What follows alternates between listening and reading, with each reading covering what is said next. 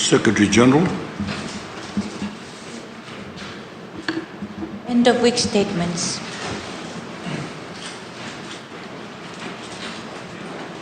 Honourable members, each member may speak for up to 10 minutes and a 10-minute response by the minister or ministers responsible for the subject matter of the member's speech. No seconder is required and there will be no other debate.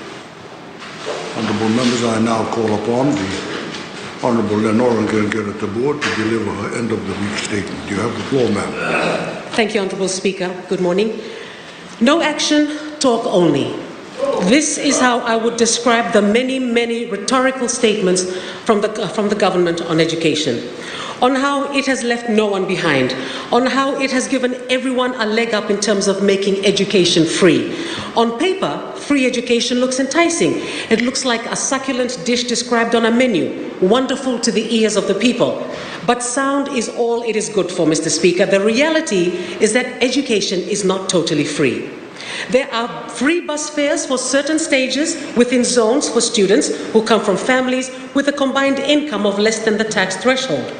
There are scholarships with strict conditions for those who enter tertiary institutions, and mostly loans that need to be repaid once the student starts work. We don't begrudge that.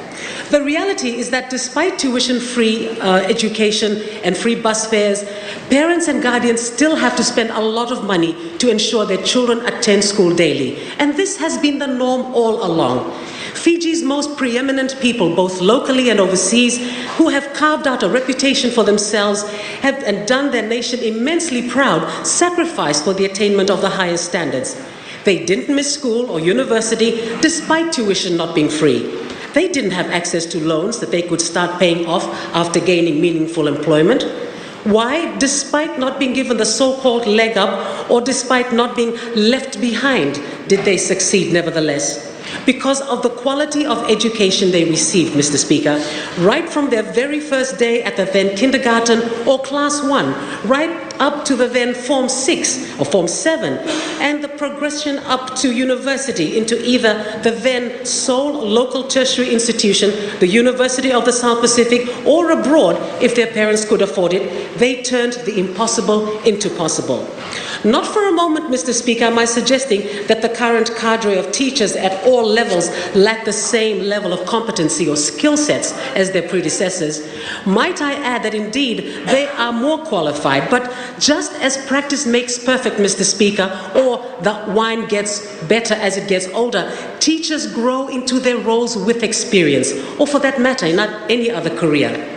But do teachers have the freedom to grow into their roles through their classroom or peer experiences? Absolutely not, Mr. Speaker.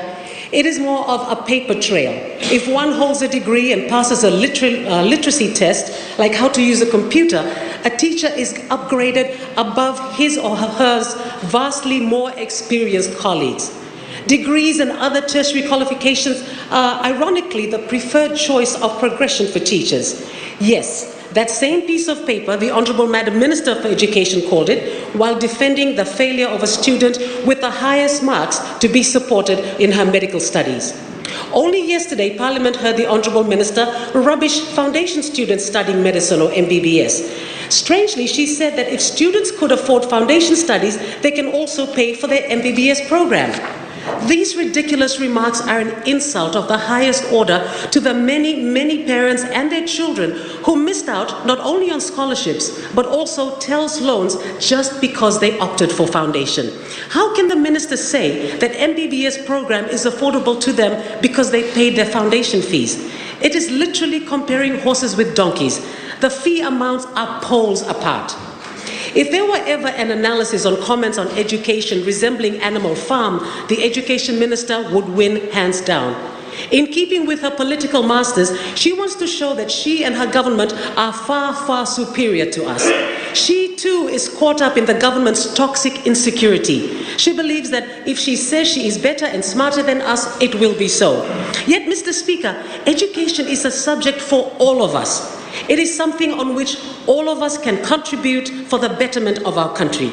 Mr. Speaker, all the experts agree that the quickest and most effective way to improve a country's economic and social status is through education and investing in education.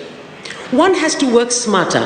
One must have a vision and a strategy and to know where he or she is going. But in the education field, the government has never known what it is doing. The NFP has been calling since 2014 for an education commission, a group of experts to lead a national collaboration on resetting our education system for this century. The last time Fiji had an education commission, Mr. Speaker, was in 1999, and here is the report from 1999 and the Education Commission. The former Education Minister, the Honourable Dr. Reddy, announced in his 2014 maiden speech that government would set up another one. But then someone must have reminded him that this was the NFP idea, because that was the last anyone heard about it. Since the Bainimarama coup of December 2006, there have been several haphazard reforms in education, and several ministers have come and gone. But 15 years on, the ministry is just like the rest of government. It has no vision and no plan. Leaders, Mr. Speaker, communicate their vision and their plans to others. But in Fiji, none of the key education stakeholders have any idea about what is going on. The government shares nothing with them. The government makes random decisions without consulting the teachers, parents, or school owners. It veers off in one direction and then another, with ministers and headquarters officials issuing edicts that they all forget about a month later. The ministry's piecemeal handling of the learning and teaching losses during the recent COVID-19 pandemic showed how dysfunctional the whole education administration system has become. Mr. Speaker, there is so much potential power for good in the education system, and the ripples it can spread go far beyond teaching our children. Schools, Mr. Speaker, are focal points for communities. They serve as polling venues. They serve as evacuation centers during disasters. Mr. Speaker, many of us are invested very deeply in the education of our children. We feel strongly about our loyalty to our old schools. So schools are places where we all want to participate and contribute. We seem to have forgotten that teachers have always been leaders in their community, respected for their knowledge, trusted to care for our children. They have become sports coaches and event organizers, and yes, many have become politicians. But Mr. Speaker, the Fiji First government has always behaved arrogantly in the education sphere. They think that because they pay teachers' salaries and students' grants, they have the right to dictate terms to everyone else. And this includes school owners and managers, parent-teacher associations, and teacher unions. These are the people who make education work. The government forgets that all they are doing is spending the people's taxes. But it is the government's treatment of our teachers in the past few years that has really stood out, Mr. Speaker. Lecturing, talking down to, labeling teachers as unqualified, and threatening to replace them is not only derogatory and insulting, but the bane of education in Fiji.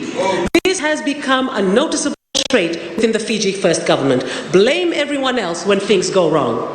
Worse, labeling teachers as unqualified. Of course, Mr. Speaker, we all want better qualified teachers, and of course, we want teachers always to refresh and upgrade their skills. But that does not mean you ignore the years of experience and commitment of the thousands of teachers who are in the system and treat them as the problem. It is for the government to provide a pathway for improving the qualifications and skills of teachers. But this requires proper planning and funding. And to do it properly, Mr. Speaker, experienced teachers need to be part of the process. Their views need to be heard and respected. Mr. Speaker, until 15 years ago, all governments encouraged and supported teachers' skills and qualification upgrades, as well as giving them security of employment. Over many decades, thousands of teachers benefited from in-service training and other professional development opportunities. But since 2006, the government has undermined every aspect of this noble profession of teaching, including forcing teachers into contractual employment. As a result of the economic, professional, and social status of teachers, this has been seriously diminished. Over the last decade, under several ministers, recruitment, promotion, and career development for teachers have been severely compromised and in many cases politicized. There are credible allegations that those that openly support the Fiji First government receive promotions and other favors. Teachers fear undertaking their social obligations and engaging with the community because they worry about being identified with the wrong political side. Teachers fear suggesting changes to policies and practices because they will be singled out as critics. Overall, teachers today have less democratic space, not only within their schools and classrooms, but also in the community to be useful agents of change and good leadership, Mr. Speaker. And the same is true of their students. No parent or guardian wants to send their children to a school where they cannot freely express themselves through debate and discussion. We all expect our children to do well in school, whether we're poor or rich, whether we're literate or not. We want our children to grow up in a free, open, and transparent democratic framework. The next government, Mr. Speaker, needs to begin from a position of respect for education stakeholders. The school owners and managers, the teachers, the parents and community partners from business and NGOs, all of whom contribute to the broad education of our people. That respect must be extended to the USP, where this government's pettiness and vindictiveness has resulted in massive damage to our most important educational institution and the education and aspirations of thousands of young people. I'm at my last page now, Mr. Speaker. Respect for others must be at the core of education and any education policy, as it must be for every policy. And Mr. Speaker, after the government has changed and we're all freed from the shackles of the Fiji First Party, that is what we promise to deliver. Thank you, Mr. Speaker.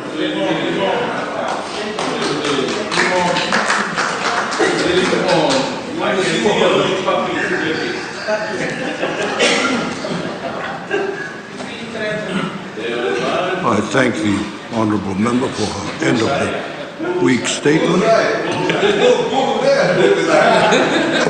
Order.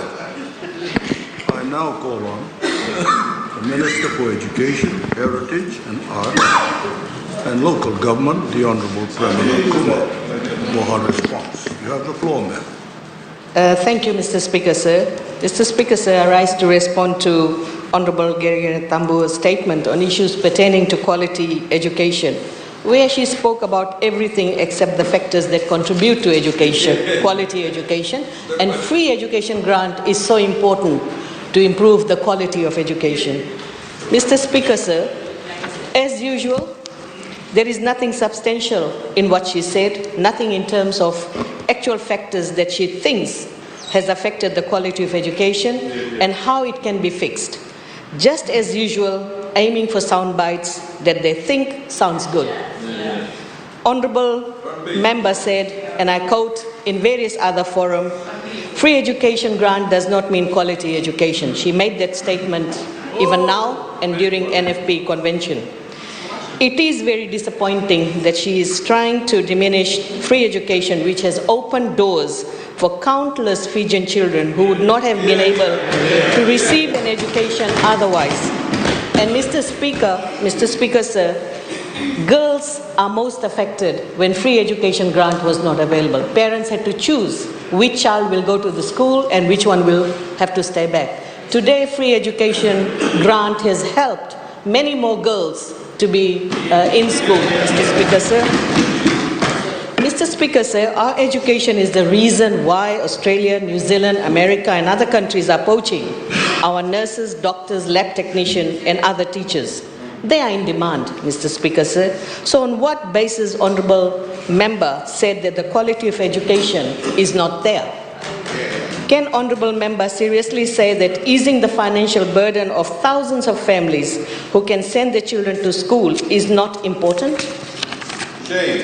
Can she not see that families no longer have to decide, as I mentioned earlier on, which child will go to school and which one will stay home? Mr. Speaker, sir, we are well aware that the quality of education involves several factors, such as school environment, flexible curriculum, learning and teaching resources, teaching standard which involves teachers and committed stakeholders like school management committee and so forth. Did she really speak on all this subject matter? While member may not think that the free education grant is important, Various reports, including the Education Commission Report 2000, makes reference to finance amongst other things, which helps in improving education quality. If Honourable Member really cared about the quality of education to our children, they wouldn't be complaining against our merit-based appointment system, where we choose the best teacher for our children.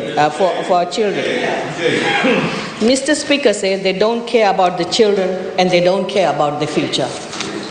Mr. Speaker, sir, the fact is, with the free education grant, school infrastructure has been improved. Schools are well-resourced with items such as computers, science model, library books, charts, PMEC items to improve teaching and learning. These are aspects of free education grant provided by the Fiji First government that Honourable Qereqeretabua conveniently ignored. FEG is also used towards providing internet connection for schools, which is critical for the digital age in which we live. And yet she says that the selection should not be based on someone who doesn't know computer. So in other words, teachers, if they don't know how to use computers, they should be still teaching children of this era using computer and technologies. How is that possible? Oh my God. Around 90% of primary schools and 98% of secondary schools are connected, Mr. Speaker, sir. And we place a lot of importance to ICT technology. Mr. Speaker, sir, the Fiji First government put wheels in motion for a change in education sector. The vision of transforming Fiji has education at its heart. The Fiji First government introduced reforms in education, of which we can now see the results. Our 5 rural schools are in top 10 schools that achieved high marks in years 12 and 13. 2014 proved to be a game changer for education when the Fiji First government introduced 2 fundamental initiatives that changed the education sector. Mr. Speaker, sir, first was the implementation of free education grant, which is in the tune of more than $60 million every year. And this goes to all primary and secondary school. And recently we have also included, from 2015, we have included ECE centers as well. The establishment of tertiary education toppers and loan scheme was the second initiative, which ensured that the education dreams and aspirations of our children could be realized right from year 1 to tertiary level. Mr. Speaker, sir, how can we create a level playing field if students who end up doing foundation studies, they can repeat and get higher GPA as compared to a student from year 13. She's not able to understand the basic difference that we are trying to put on the table, Mr. Speaker, sir. Our parents and guardians no longer have to worry about tuition fees, bus fares, textbooks, and on top of that, fundraising to fix schools. Mr. Speaker, sir, a key component of quality education is the standard of teaching. How the curriculum is delivered in the classroom is fundamentally important. To enhance the quality of education, the ministry incentivizes teachers to upgrade their qualification. But who objects to that, Mr. Speaker, sir? We've heard it all. It's the opposition who don't think that the teachers should be upgrading their qualifications because they want to cite those teachers who have not upgraded their qualification, Mr. Speaker, sir. Mr. Speaker, sir, curriculum is another integral part of quality education. So it is not always about no action and talk only. Let me talk, and I think honourable members should listen carefully so you'll know exactly what is happening in the education sector. My ministry has constantly been focusing on revising and modernizing the curriculum. I'm pleased to say that we are trialling curriculum for literacy and numeracy in years 1 to 4 this year, and then for years 5 to 8 next year that addresses systemic gaps and is aimed at a more holistic and practical approach. And from 2024, we will roll out revised secondary school English and mathematics curriculum. Mr. Speaker, sir, we are also revising our social science and history curriculum and carrying out a review of ECE subsector to build a strong foundation for our children. In addition, we are introducing civic and moral education, which will be the root of building a better society. In recognition of the threat presented by climate change, we have also ensured that climate science is being taught to our children, and they are well prepared for this, Mr. Speaker, sir. Mr. Speaker, sir, the ministry has been consulting widely at every opportunity. In fact, Ministry of Education has a think tank made up of experienced, qualified teachers who advise us on the area that we need to work on. So it's not that we are doing things on our own, Mr. Speaker, sir. We consult. We consult and we constantly talk to our teachers, head of schools, parents, school management committee, teacher training institution, faith-based organization, principals association, and so forth. Mr. Speaker, sir, simply by using words, and she's trying to, in fact, create this mistrust between ministry and the teachers. This will not work, Honourable Member, this will not work. Free education grant, when it is dished out, it is done in a very transparent way, Mr. Speaker, sir. We have partnership with School Management Committee, and this partnership has never been better. Again, in the old familiar pattern, opposition complains and says the minister needs to visit schools and see things on the ground.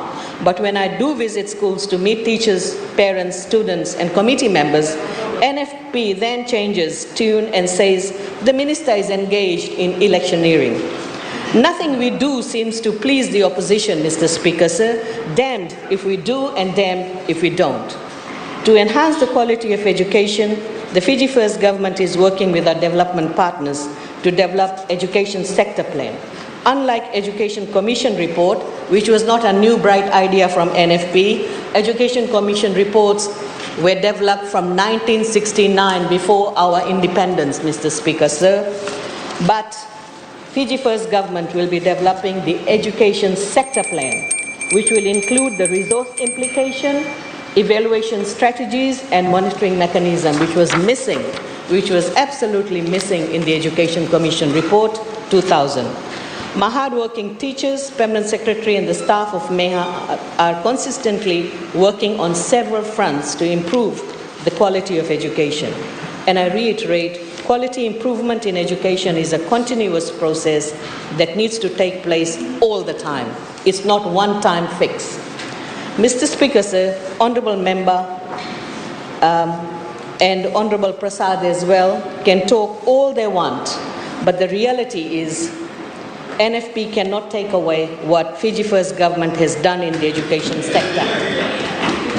Under the leadership of our Honourable Prime Minister, Fiji First has educated more Fijian children than NFP, SODELPA, and every other party combined.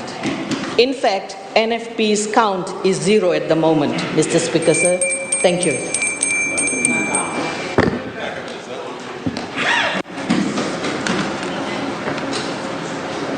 I thank the Honourable Minister for a response to the first end of the week statement. Honourable members, we will move on to the second end of the week statement, and I now call on the Honourable Mitieli Mulanova to deliver his end of the week statement. You have the floor, sir. Thank you, Honourable Speaker, sir. Appreciation is given to previous government's vision and support by the colonial government, the Alliance Party government, through the leadership of the late Ratu Kamisha Simara,